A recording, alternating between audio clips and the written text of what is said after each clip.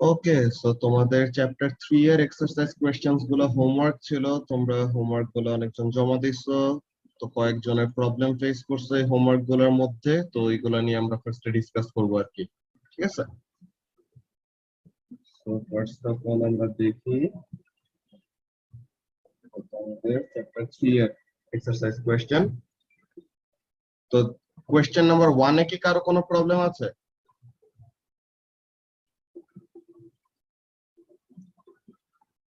Farabi, question number 1 তো পারছিল, তোমার তো মনে হয় 2 তে প্রবলেম নাকি? Yes, sir.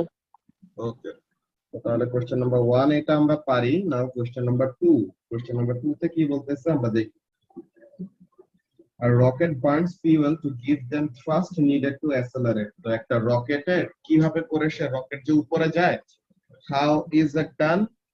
যে রকেটের নিচের যে ওয়েট আছে, ওয়েটের থেকে বেশি কি করতে হবে, আপওয়ার্ড একটা থ্রাস্ট ফোর্স থাকা লাগবে তার উপরে, তাহলে যেন রকেটটা কি করতে পারে, উপরের দিকে অ্যাসেলারেট করতে পারে। আমরা কি জানি, ইন অর্ডার টু অ্যাসেলারেট কি করা লাগবে, একটা আনব্যালেন্সড ফোর্স এক্সার্ট করতে হবে, তাই তো? তো এখন বলতেছে কি যে as the fuel burns the mass of the rocket gets smaller. So তাহলে ফিউয়েল যত বার্ন হচ্ছে তত কি হবে, total mass of the rocket আস্তে আস্তে কমতে থাকবে আর কি। ওকে, সো তাহলে ম্যাস কমে যাচ্ছে। ঠিক আছে, ভালো কথা।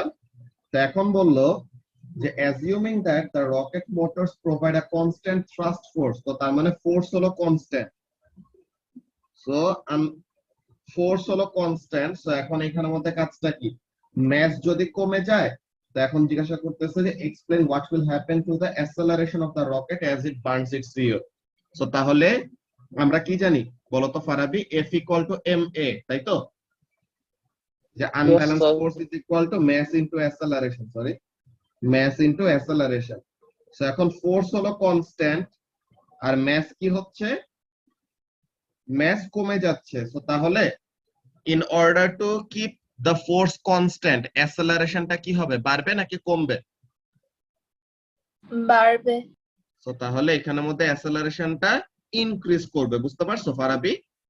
আর Yes, sir. তোমাদের যাদের কাছে এখন এই অ্যানসারটা নাই, এই অ্যানসারের পিডিএফ আমি দিয়ে দিব, তোমরা আমাকে তোমাদের ইমেল অ্যাড্রেসটা পাঠাও, আমি ফরওয়ার্ড করে দিব আর কি। ঠিক আছে,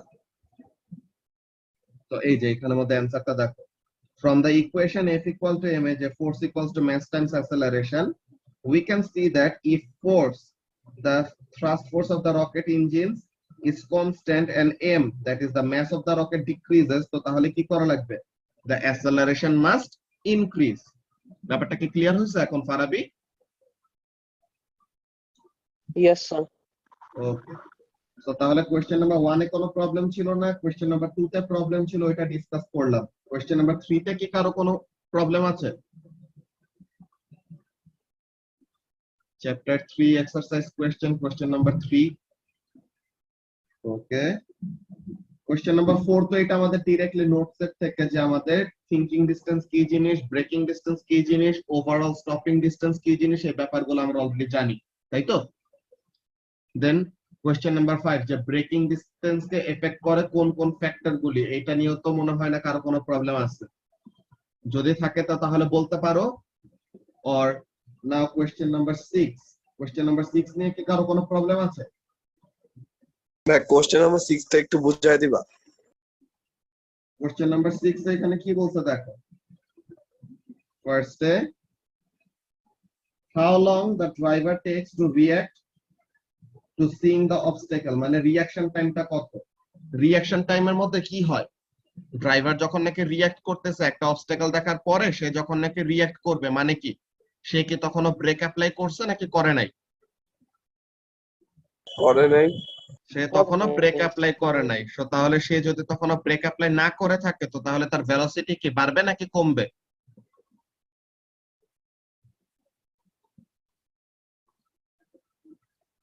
কমবে।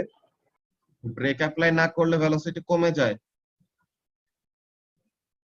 এটাই ও শিখছো? না সরি, বাড়বে বাড়বে সরি। ব্রেক অ্যাপ্লাই না করলে ভেলোসিটি বাড়বে কেন? সে তো মুভ করতেছিল একটা কনস্ট্যান্ট স্পিডে, তার ভেলোসিটি কনস্ট্যান্ট থাকবে, বাড়বেও না কমবেও না। আন্দাজি না বুঝে তো বারবার একবার বাড়বে একবার কমবে এটা বললেই তো হবে না। এগুলা জিনিস যখন নাকি লেকচারে বোঝানো হয়েছে তুমি তো হোমওয়ার্কও সাবমিট করো নাই কেন? আজকে তো তোমার বাসায় কল যাবে, তোমার আরমানের, এরপর আর কে কে হোমওয়ার্ক জমা দাও নাই? যারা যারা বাকি ভাইয়া আছো। জমা দেই নাই। কি? ভাই আমার হোমওয়ার্ক পড়া শেষ। ওই তো করা শেষ, জমা দাও নাই মানে জমা দাও নাই, তাই না? ম্যাডে কি তোমার ডিএমএ দিয়ে দিব না?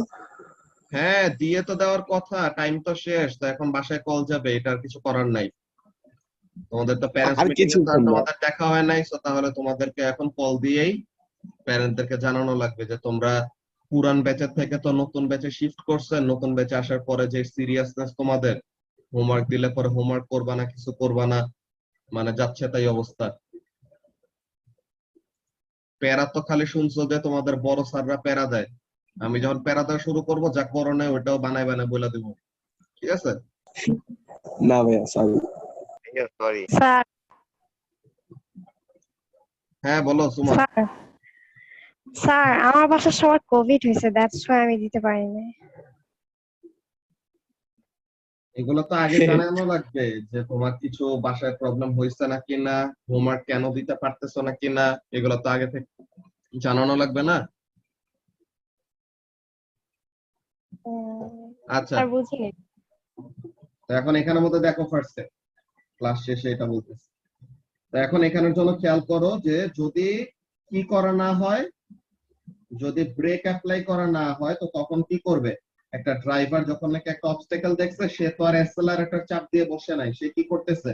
সে তো একটা কনস্ট্যান্ট ভেলোসিটিতে মুভ করতেছিল, কত? 24 মিটার পার সেকেন্ড, রাইট? তো তাহলে সে 24 মিটার পার সেকেন্ড এই স্পিডে মুভ করতেছে, অবস্টাকেল দেখলো, সে তখনও কি করে নাই, এখনো তো তার রিঅ্যাকশন টাইম, মানে কি সে তখনও কোনো ব্রেক অ্যাপ্লাই করে নাই, so what will happen, the velocity will remain constant. তো এখন বলতেছে যে how long the driver takes to react when he sees the obstacle, or obstacle দেখার পরে রিঅ্যাক্ট করতে তার কতক্ষণ সময় লাগছে। তো যতক্ষণ রিঅ্যাক্ট করে নাই ততক্ষণ পর্যন্ত ভেলোসিটি কি থাকবে? কনস্ট্যান্ট। তো ভেলোসিটি কোন টাইম পর্যন্ত কনস্ট্যান্ট আছে? এই টাইম পর্যন্ত কনস্ট্যান্ট আছে। এই টাইমের ভ্যালুটা কত?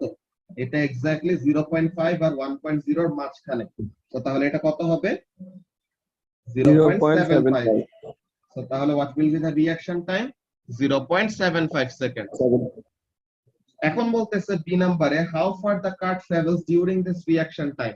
তো এখন একটা ভেলোসিটি টাইম গ্রাফ দেওয়া, তো একটা ভেলোসিটি টাইম গ্রাফ দেওয়া আছে, আমাদের কাছে কি চাইতেছে? রূপকথা আমাদের কাছে চাচ্ছে যে সে ডিসটেন্স কতটুকু কভার করলো। সো ভেলোসিটি টাইম গ্রাফের সাথে ডিসটেন্সের কানেকশন কোথায়? ভেলোসিটি আর টাইম গ্রাফ থেকে কিভাবে আমরা ডিসটেন্সের ইনফরমেশন পাবো? আমরা চ্যাপ্টার 1 এ যে গ্রাফগুলো পড়ছিলাম ওখানে কি পড়ছিলাম? ভেলোসিটি টাইম গ্রাফের কি করা হয়? এরিয়া আন্ডার দা গ্রাফ বের করলে কি পাবো? ডিসটেন্স পাবো না?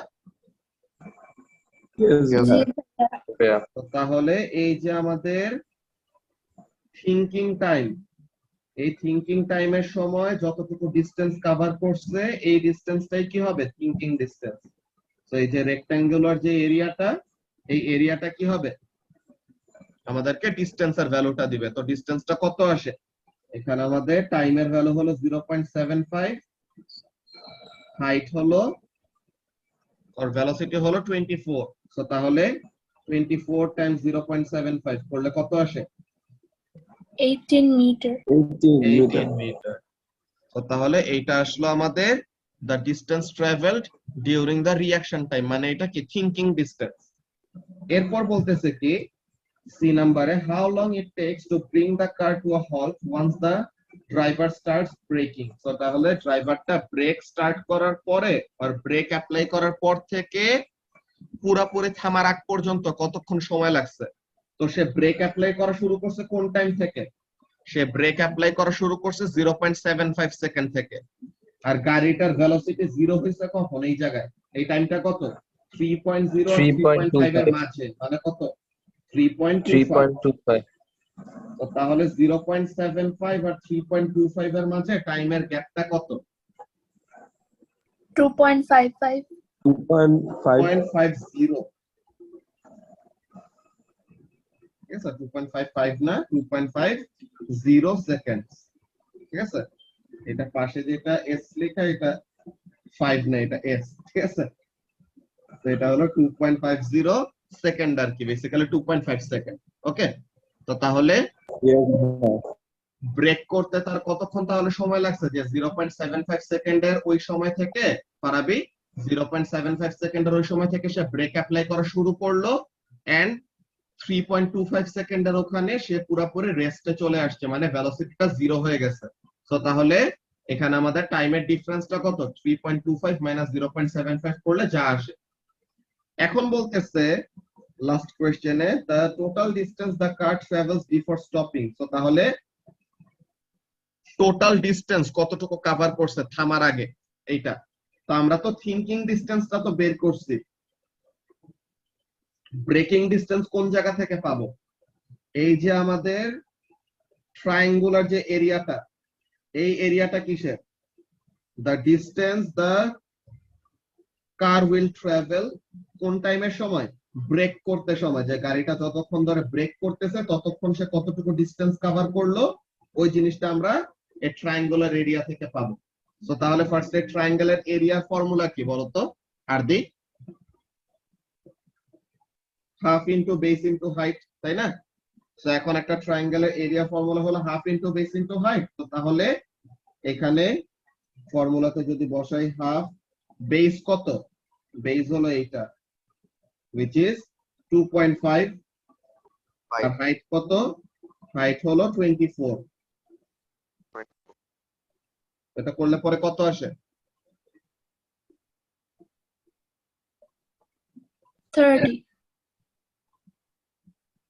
30 মিটার। কত বুঝি নাই? 30। তো এখন থিংকিং ডিসটেন্স হলো 18 আর ব্রেকিং ডিসটেন্স হলো 30। সো তাহলে টোটাল স্টপিং ডিসটেন্স কত হবে এই দুইটার সামেশন? তো তাহলে 18 প্লাস 30 ইকুয়াল টু 48 মিটার। এটা হবে আমাদের স্টপিং ডিসটেন্স। ওকে, তো তাহলে এই জিনিসটা ছিল কোশ্চেন নাম্বার 6। কোশ্চেন নাম্বার 6 নিয়ে কি কারো কোনো কনফিউশন আছে? নো ভাইয়া। ওকে, now question number 7। Question number 7 এ কারো কি কোনো প্রবলেম আছে? পারাবি? No, bhaiya. কোশ্চেন নাম্বার 7, 8 এই দুইটাতে কারো কোনো প্রবলেম থাকলে বলো, তাহলে এই দুইটা নিয়ে এখন ফার্স্টে ডিসকাস করব। স্যার এইটা একটু বুঝাই দিবেন। আচ্ছা, কোশ্চেন নাম্বার 8 টা বুঝাবো। তো এখন এখানের মধ্যে দেখো, এই জিনিসটা একটু ইন্টারেস্টিং একটা কোশ্চেন। কি বলতেছে যে what factors effect the drag force. Drag force মানে হলো যে আমাদের ওই যে ফোর্সটা কি করে মোশনকে আর মুভমেন্টকে অপোজ করতে চায়, ঠিক আছে? তো তাহলে what factors affect the drag force that acts on a high speed train? একটা অনেকগুলা ট্রেন আছে যারা কি বুলেট ট্রেন বলে, যারা কি অনেক হাই স্পিডে মুভ করে, হ্যাঁ? তো এখন তাদের উপরে ড্র্যাগ ফোর্স কত বেশি আর কত কম কাজ করবে, এইটা কয়েকটা স্পেসিফিক ফ্যাক্টরের উপরে ডিপেন্ড করে। ওই হাই স্পিড ট্রেনের ডায়াগ্রাম যদি আমরা এখানে খুঁজি, তারা চ্যাপ্টারের শুরুর দিকে থাকার কথা। লেটস সি,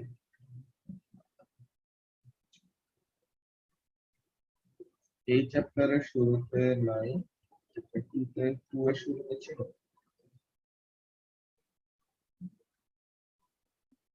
আচ্ছা, যেটা হোক, তো হাই স্পিড ট্রেন কি কখনো দেখছো ডায়াগ্রাম আর ছবি দেখছো যে দেখতে কেমন ট্রেন গুলো? Yes, ভাইয়া। হাই স্পিড ট্রেন গুলো এরকম মনে করো পয়েন্টই থাকে, বুঝছো? হাই স্পিড ট্রেন গুলো এরকম পয়েন্টই থাকে, and তাদের ডিজাইনটা একটা স্পেসিফিক ডিজাইন আছে যেটাকে বলা হয়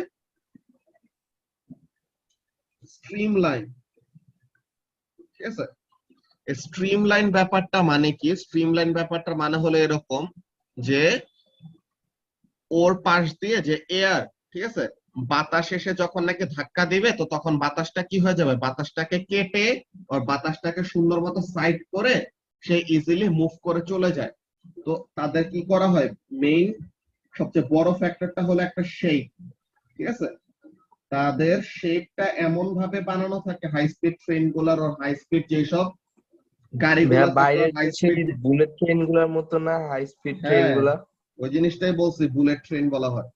তো তাহলে এখানের মধ্যে কাজটা কি, যে স্ট্রিমলাইন শেপ অর এরকম স্পেসিফিক অ্যারোডাইনামিক শেপ বলা হয়, যেটা কি করে, it helps it to avoid getting hit by the air, যে বাতাস এসে যে বেশি বেশি করে এয়ার রেজিস্ট্যান্স অফার করবে। ড্র্যাগ ফোর্সটা কি, ড্র্যাগ ফোর্সটা হলো এয়ার রেজিস্ট্যান্স, ঠিক আছে। তো তাহলে এখানের মধ্যে ব্যাপারটা দেখো কত, কোশ্চেন নাম্বার 8টা। সো তাহলে the factors affecting the drag force on a high speed train কি কি, ট্রেনটা কত স্পিডে মুভ করতেছে এটার উপরে, যে আমাদের টার্মিনাল ভেলোসিটির এক্সপ্লেনেশনের ভিডিওটা দেখছিলেন না আরডি, ওখানের মধ্যে কি ছিল, তুমি যত বেশি স্পিডে মুভ করবা এয়ার রেজিস্ট্যান্স তত বেশি, তুমি যত কম স্পিডে মুভ করবা এয়ার রেজিস্ট্যান্স তত কম, এমন ছিল না ব্যাপারটা। Yes, sir. সো তাহলে স্পিড অফ দা ট্রেন হলো একটা ফ্যাক্টর, যে কত বেশি আর কত কম ড্র্যাগ ফোর্স কাজ করবে। এটা তো একটা জিনিস গেল। দেন যেই কথাটা এতক্ষণ বললাম যে শেপ অফ দা ট্রেন, ওই জিনিসটা, যে শেপ যদি বেশি অ্যারোডাইনামিক হয় আর এরকম স্ট্রিমলাইন ডিজাইন হয়, তো তখন কি হবে, সুন্দর মতো সে হাই স্পিডে মুভ করতে পারবে। কিন্তু ডিজাইনটা যদি খুবই বাল্কি হয়, যে অনেক বেশি করে যদি ড্র্যাগ ফোর্সে ফিল করে, তো তখন কি, the train won't be that efficient, যে সে অনেক বেশি ফিউয়েল ইউজ করবে, যেটা কি হবে, এফিসিয়েন্সি কমাই দিবে আর কি, যে অনেক বেশি কস্ট যাবে, এমন টাইপের ব্যাপার। দেন the direction of any wind that may be blowing, যে যদি কোনো বাতাস ফ্লো করতে থাকে, তো তাহলে বাতাসটা কোন দিকে ফ্লো করতেছে, এই জিনিসটা অনেক ইম্পর্টেন্ট একটা ফ্যাক্টর। এন্ড এখন একটা ইন্টারেস্টিং টার্ম ইউজ করতেছে তারা, ভিসকসিটি। ভিসকসিটি টার্মটা কি, ভিসকসিটি ব্যাপারটা হলো যে তোমার স্টিকিনেস বেসিক্যালি, ঠিক আছে। ভিসকসিটির ব্যাপারটা হলো তোমাকে স্টিকিনেস বুঝায়, যেটা মানে কি, মনে করো তুমি যদি হানি আছে না, মধু, তুমি যদি একটা কন্টেইনার থেকে একটা হানি কন্টেইনার থেকে মধু ঢালো আর একটা পানির বোতল থেকে পানি ঢালো, কোনটা ইজিলি ফ্লো করে নামে, পানি। পানি। তো তাহলে এখানে কি, দোনোজনই লিকুইড, কিন্তু একজন ইজিলি ফ্লো করে, একজন কি খুবই স্লাগিশ থাকে, যে সে ফ্লো করতে চায় না। ওকে, তো হানিকে এর জন্য বলা হয় মোর ভিসকাস, ঠিক আছে, যে হানির ভিসকসিটি কি বেশি, যে এটা অনেক বেশি কি থাকে, স্টিকি থাকে। দেন মনে করো যে কনডেন্সড মিল্ক আছে না, তো কনডেন্সড মিল্কের ওখানে মধ্যেও কি ওটা কি অনেক বেশি ঘন থাকে না, সো কনডেন্সড মিল্কের ওটার মধ্যেও কি তার ভিসকসিটি হলো বেশি, তো সে কি করে না, এত ইজিলি ফ্লো করতে চায় না। তো এরকম এয়ারের মধ্যেও কয়েকটা ব্যাপার আছে। আমাদের অনেক সময় এরকম আমরা দেখি না যে এয়ারটা অনেক বেশি স্যাঁতসেঁতে থাকে, যে আমাদের গায়ে অনেক বেশি লাগে এমন টাইপের, কিন্তু মাঝে মাঝে এয়ার অনেক বেশি কি থাকে, লাইট থাকে, যে আমাদের বডিতে ওরকম তেমন কোন রকমের ইফেক্ট বোঝা যায় না। তো এই জিনিসগুলো আমাদের হিউমিডিটির সাথে টেম্পারেচারের সাথে চেঞ্জ হয়। এই টার্মটা অ্যাকচুয়ালি আমাদের এখনের জন্য এত বেশি ইম্পর্টেন্ট না, জাস্ট আমি এখানে অ্যানসারে লেখা আছে দেখে ডেসক্রাইব করতেছি।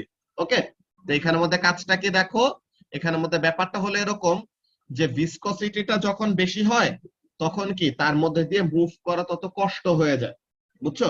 যে আমরা মনে করো এয়ারে, ঠিক আছে, আমরা বাতাসে যত ইজিলি হাঁটা চলা করতে পারি, আমরা যদি সুইমিং পুলে নামি, যে মনে করো আমাদের অর্ধেক বডি পানির নিচে আছে, অর্ধেক বডি পানির উপরে আছে, তো আমরা হাত মনে করো পানির উপরে, সো হাত আমরা যত ইজিলি আপ ডাউন মুভ করতে পারবো, আমাদের পা গুলা পানির নিচে আছে, আমরা পা গুলাকে কিন্তু কি করতে পারি না, এত ইজিলি মুভ করতে পারি না পানির মধ্যে, বিকজ একজনের ভিসকসিটি বেশি, একজনের ভিসকসিটি কম। এই ভিসকসিটি জিনিসটা ডেনসিটির সাথে রিলেটেড, যে ডেনসিটি যদি বেড়ে যায়, তার ভিতর দিয়ে মুভ করা তত টাফ হয়ে যায়, ডেনসিটি যত কম থাকে তার ভিতর দিয়ে মুভ করা কি হয়, তত ইজি হয়। ব্যাপারটা বুঝতে পারছো আরতি কি বললাম? Yes. ওকে, তাহলে এই জিনিসটা ছিল আমাদের ড্র্যাগ ফোর্স রিলেটেড ডিসকাশন, যে একটা হাই স্পিড ট্রেনের উপরে কোন কোন ফ্যাক্টর করে ড্র্যাগ ফোর্স কে এফেক্ট করবে, ঠিক আছে। Now question number 9। Question number 9 এর এটা তো তোমাদের ভিডিওর মধ্যে থাকার কথাই, যে আমাদের এক্সপেরিমেন্ট যেটা, যে আমরা লাইট গেট নিয়ে কথা বলছিলাম না, সো এই লাইট গেট নিয়ে তুমি এক্সপ্লেনেশনটা দিতে পারো, অর এখানের মধ্যে কাজটা কি করতে পারো, stop watch and rubber band, এই প্রসেসটাও ইউজ করতে পারো। যে তোমাদেরকে যে ভিডিওটা দেওয়া হয়েছে ওইটা থেকে এটা এক্সপ্লেন করা ছিল না নাকি? আর দি কোশ্চেন নাম্বার 9টা। I think so. আচ্ছা, কোশ্চেন নাম্বার 9 এ কি কারো কোনো প্রবলেম আছে? ও ভাইয়া আমার নাই।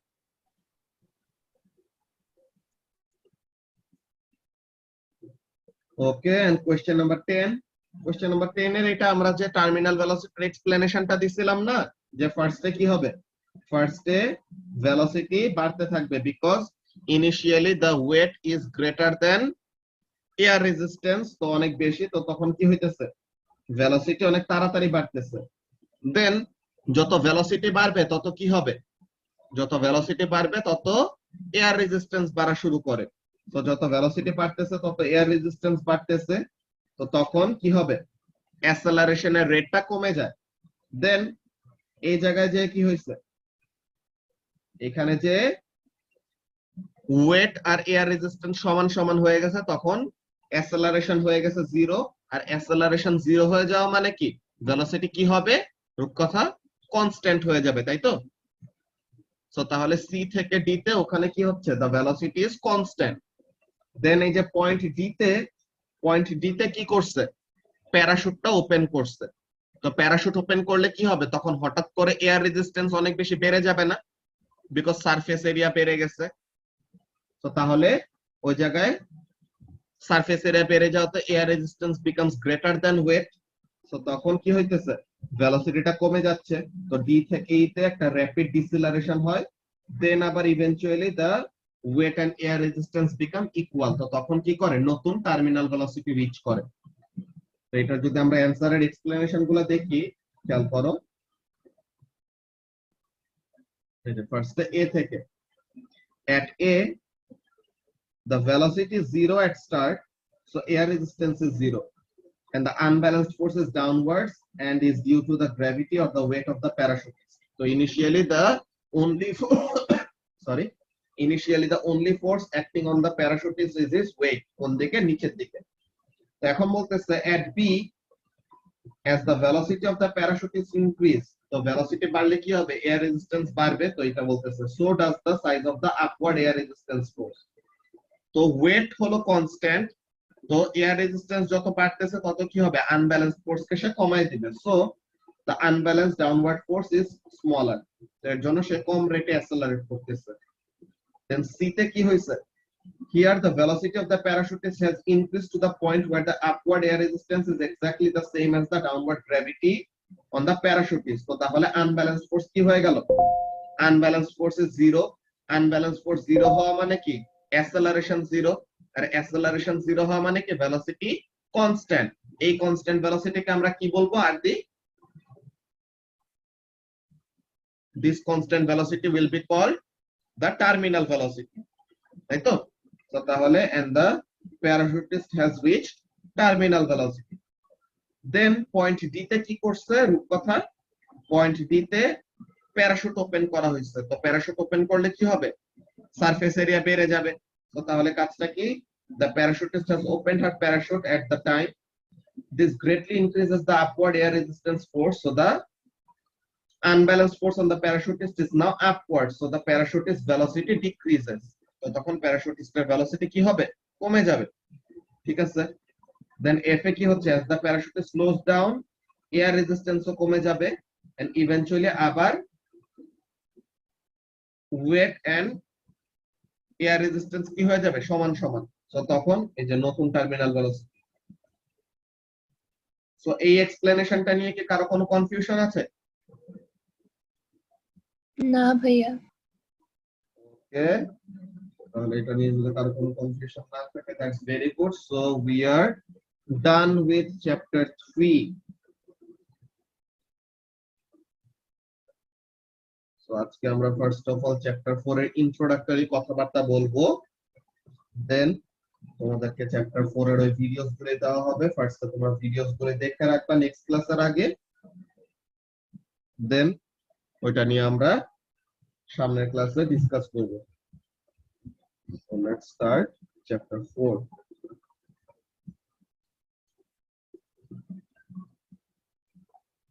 মোমেন্টাম।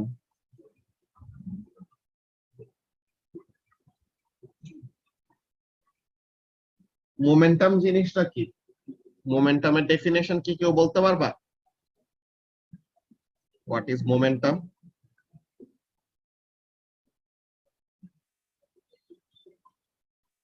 মোমেন্টাম যদি আমরা সিম্পলি ডিফাইন করি, ব্যাপারটা হয় এরকম যে কোন একটা মুভিং অবজেক্টকে থামাইতে, ঠিক আছে, যে একটা অবজেক্ট ইনিশিয়ালি মুভ করতেছে, সো ওই মুভিং অবজেক্টটাকে স্টপ করতে কত বেশি আর কত কম কষ্ট করতে হয়, ওইটাই হলো আমাদের মোমেন্টাম। তো যদি বেশি কষ্ট করতে হয় তো মোমেন্টামের ভ্যালু হবে বেশি, যদি কম কষ্ট করতে হয় মোমেন্টামের ভ্যালু হবে কম। এই ডেফিনেশন আমাদের দরকার হয় না, জাস্ট আমি ডেফিনেশনটা আলাদা করে বলে রাখি, বিকজ অনেকজনের ডেফিনেশনটা জানে না, আসে না দেখে, এক্সামে আসে না দেখে তারা পড়ে না। সো এই জিনিসটা জাস্ট আমি আলাদা করে ডেফিনেশনটা লিখে রাখি, এটা দরকার নাই তোমাদের, জাস্ট ডেফিনেশনটা জেনে রাখার জন্য, এটা এক্সামে এক্সপেক্ট করার মতো কিছু না। সো কাজটা কি? It is a measure of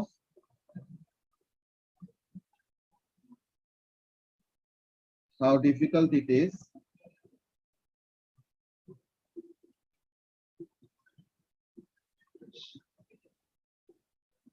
to stop something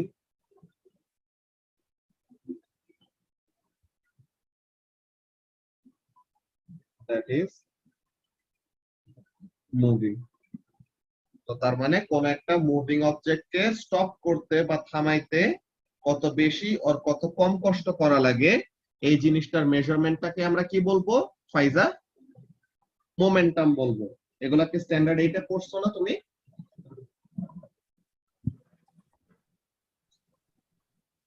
sir আমার স্ট্যান্ডার্ড 8 এর ফিজিক্সের টিচারই ছিল না। আল্লাহ, কি বলো? আচ্ছা জি স্যার। ঠিক আছে, সো তাহলে ওইটা নিয়ে আমাদের কাজ করা লাগবে, দেখবো নি। Okay, so first of all এই ডেফিনেশন আমাদের দরকার নাই, just to let you know যে এই ব্যাপারটা হলো এরকম। তো কাজটা কি দেখো রূপকথা, ফার্স্ট অফ অল যে দুইটা অবজেক্ট আছে, হ্যাঁ, both the objects have the same mass 5 kg 5 kg। তো এখন দুইটা 5 কেজি অবজেক্ট তোমার দিকে মুভ করে আসতেছে, একজন মুভ করতেছে with a velocity of 10 meter per second, আর একটা মুভ করতেছে with a velocity of 2 meter per second. তো এখন দোনোটা অবজেক্টের ম্যাস হলো সেম, হ্যাঁ, কথা, দুইটা অবজেক্টের ম্যাসই হলো সেম। তো একজন বেশি ভেলোসিটিতে তোমার দিকে আসতেছে আর একজন কম ভেলোসিটিতে তোমার দিকে আসতেছে। তুমি কাজটা কি করবা? তুমি তাদেরকে ধাক্কা দিয়ে, যে তারা তোমার দিকে আসতেছে, তো তুমি এটাকে অপোজ করে যে এরকম ধাক্কা দিয়ে, যে এটা হলো তুমি, তো তুমি কি করবা? তুমি এরকম ধাক্কা দিয়ে এটাকে তোমার গায়ে তোমার গায়ে যেন ধাক্কা না লাগে আর কি, তো এটাকে থামাবা, এমন টাইপের। তো এখন কোন অবজেক্টটাকে থামাইতে তোমার বেশি কষ্ট করা লাগবে, কোন অবজেক্টটাকে থামাইতে তোমার কম কষ্ট করা লাগবে, বলতে পারবা? 10 মিলিমিটার স্কোয়ার, যেটা তাড়াতাড়ি আসতেছে। Metre square, metre per second, millimetre square না, 10 মিটার পার সেকেন্ড, ঠিক আছে। তো তাহলে 10 মিটার পার সেকেন্ড স্পিডে ওর ভেলোসিটিতে যে আসতেছে তাকে থামাইতে কষ্ট হবে বেশি, আর যে কি বলে, যে 2 মিটার পার সেকেন্ড স্পিডে আসতেছে ওর ভেলোসিটিতে আসতেছে তাকে থামাইতে কি হবে? কষ্ট করতে হবে কম। এইটা বুঝতে তো কারো কোনো প্রবলেম নাই, আছে? আর বুঝতে পারতেছো কি বলতেছি? Yes sir. ওকে, তো তাহলে যে বেশি স্পিডে আমাদের দিকে আসতেছে তাকে থামাইতে কষ্ট করতে হবে বেশি, যে কম স্পিডে আসতেছে তাকে থামাইতে কষ্ট করতে হবে কম, এমন টাইপের ব্যাপার। তো তাহলে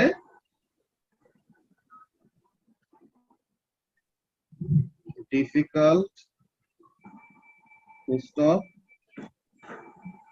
আর এটা হলো রিলেটিভলি ইজি, তাই তো?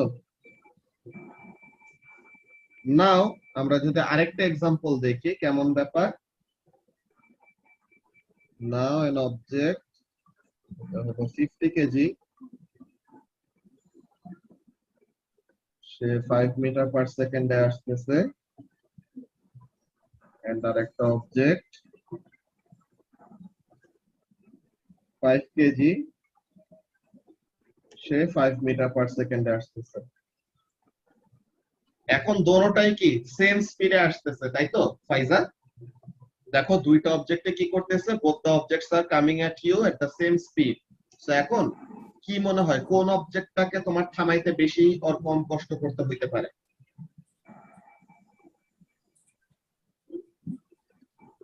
মনে করো যে জি এটা এরকম রিয়েল লাইফ এক্সাম্পল, আসলে ম্যাথসটা দেখার থেকে মনে করো যে একজন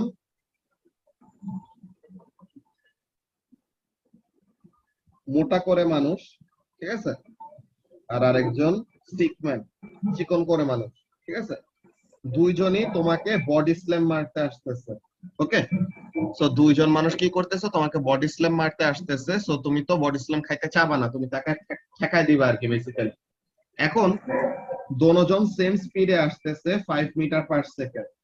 এখন কি মনে হয় কাকে থামাইতে তোমার কষ্ট করতে হবে বেশি, কাকে থামাইতে কষ্ট করতে হবে কম?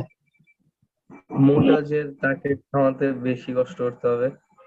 তাহলে যার ম্যাস বেশি, ঠিক আছে, যার ম্যাস বেশি তাকে থামাইতে কষ্ট করতে হবে বেশি, যার ম্যাস কম তাকে থামাইতে কষ্ট করতে হবে কম। এন্ড উপরেরটার জন্য যেখানে ম্যাস দোনোটাই সমান সমান ছিল, তখন কি যে বেশি স্পিডে আসতেছে তাকে থামাইতে কষ্ট করতে হবে বেশি, যে কম স্পিডে আসতেছে তাকে থামাইতে কষ্ট করতে হবে কম। এই দুইটা জিনিস নিয়ে কি কারো কোনো কনফিউশন আছে কি কি বললাম? ওকে, তাহলে এগুলা নিয়ে যদি কারো কোনো কনফিউশন না থাকে, তো আমাদের দুইটা ব্যাপার আমরা অ্যাকচুয়ালি পেয়ে গেছি। তো এই দুইটা জিনিস একটু লিখে রাখি ফার্স্টে। তো এটা হলো difficult to stop,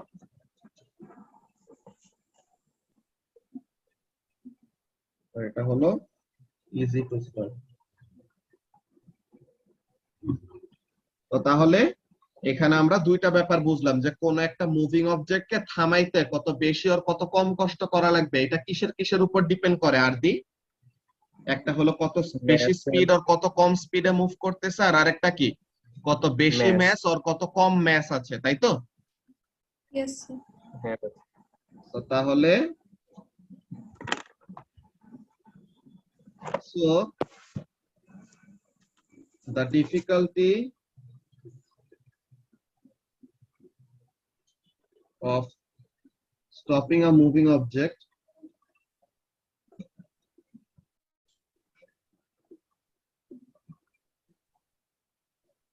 depends on the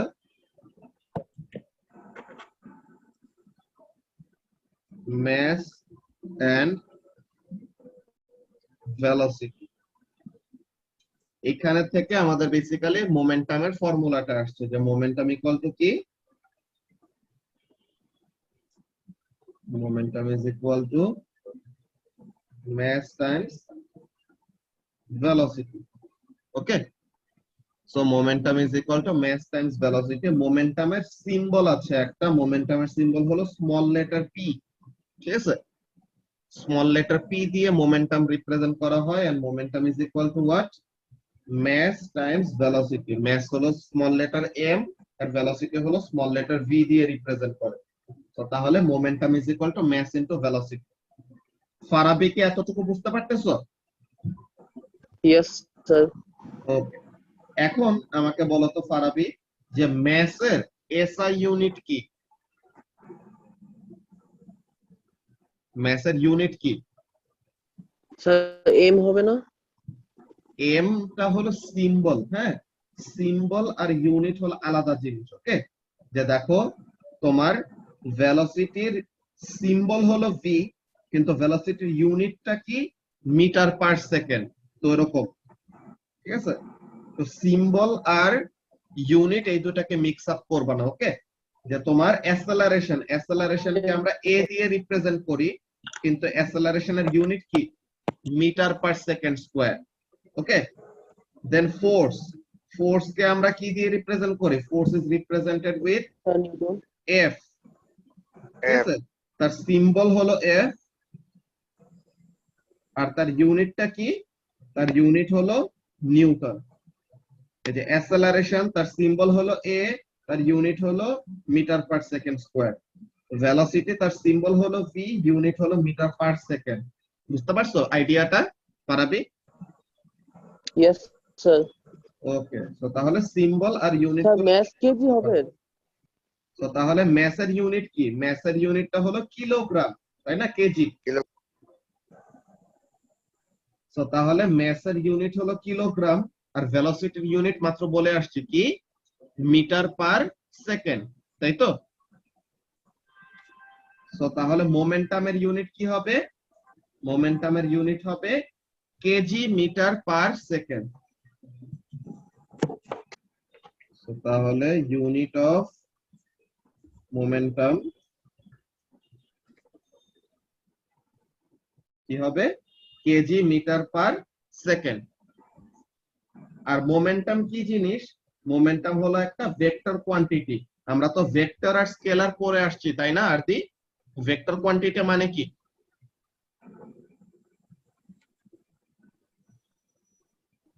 Momentum is a vector quantity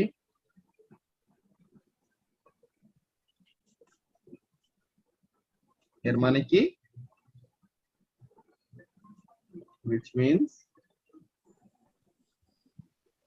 it has both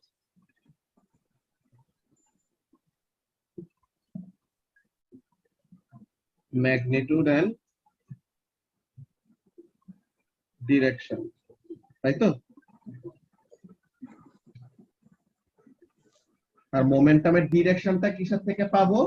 The direction of momentum is the direction of velocity। যে অবজেক্টটা যে ডিরেকশনে মুভ করতেছে, যে তার ভেলোসিটিটা যেদিকে, তার মোমেন্টামটা ওই ডিরেকশনে। The direction of momentum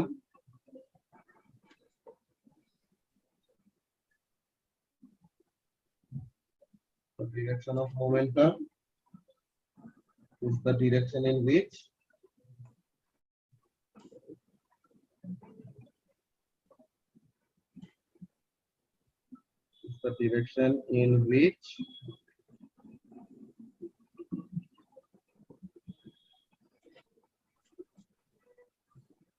the object is moving, i.e. the direction of velocity।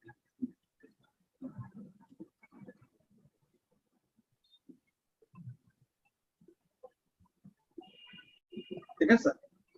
তো তাহলে ফার্স্ট অফ অল আজকে আমরা ইন্ট্রোডাক্টরি পার্টে কি দেখে রাখলাম, যে মোমেন্টাম কি জিনিস, মোমেন্টাম কিসের কিসের উপর ডিপেন্ড করে, তার ফর্মুলাটা কি, তার ইউনিটটা কি, এন্ড মোমেন্টাম একটা ভেক্টর কোয়ান্টিটি, which means তার সাইজও আছে, তার ডিরেকশনও আছে। মোমেন্টামের ডিরেকশনটা কিসের উপর ডিপেন্ড করবে আর কোন দিকে হবে? The direction of momentum is the direction of velocity of the object। Okay, so তোমাদেরকে গ্রুপে আমি চ্যাপ্টার 4 এর লেকচার ভিডিওস গুলি দিয়ে দিচ্ছি। তোমরা নেক্সট ক্লাসের আগে যেগুলো যেগুলো দেখে রাখা লাগবে ওই ভিডিওগুলো দিয়ে দিব এখন। ওকে, তো তোমরা নেক্সট ক্লাসের আগে, যে মানডের আগে, ওই ভিডিওগুলো দেখে রাখো। ঠিক আছে? তো আমরা ক্লাস এখন এখানে শেষ করতেছি। আল্লাহ হাফেজ। একটু কপি করা বাকি আছে, কোনটা? লাস্টের দিকে খালি। স্ক্রিনশট নিয়ে নাও। হ্যাঁ ভাই, নিয়ে নিচ্ছি। ওকে। ভাইয়া আসসালামু আলাইকুম।